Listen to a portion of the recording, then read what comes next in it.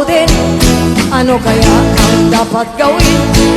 Ngayong alam na natin, dahil na rin ba sa katamaran, hayaan na lang ba natin?